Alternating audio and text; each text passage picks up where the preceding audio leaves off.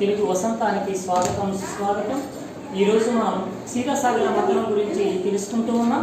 క్షీరమనగా పాలు, సాగరమనగా సముద్రం, మధురమనగా చిలకల. దుష్ట శిక్షణ శిష్ట రక్షణలో భాగంగా శ్రీ మహావిష్ణువు దశావతారంలో కూర్మావతారానికి ప్రాధాన్యతను వహిస్తూ ఒకనాడు దుర్వాస మహర్షి ఇంద్రుడికి ఒక పూలమాలను ఇవ్వగా తాను ఆ పూలమాలను ఐరావతానికి ఇచ్చినప్పుడు ఐరావతం పూలమాలను తీసి కాలు కింద వేసి నలుపుతూ చూడడాన్ని దుర్వాస మహర్షి కోపగించుకొని ఆ తర్వాత దేవేంద్రుడైనటువంటి ఇంద్రుని శపించి నీకున్నటువంటి శక్తులని నశించుగాక అన్నాడు.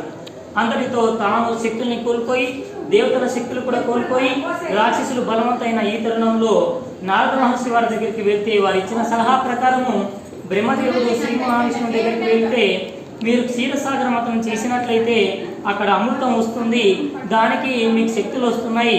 అమృతం అనగా మరణం లేనటువంటిది, మనిషికి పునర్జీవాన్ని కల్పించేటువంటిది, కావాలంటే రాక్షసుల సహాయాన్ని కూడా తీసుకోండి అని సలహా ఇచ్చారు.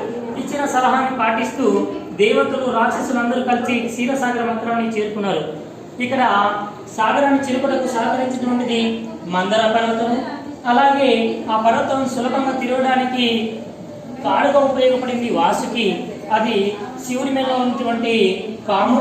అలాగే ఆ దేవతలు తలవైపు, రాక్షసులు తోకవైపు ఉండి చిలుకుతూ ఉండగా అమాంతంగా ఒకసారిగా పర్వతము జారిపడ్డది.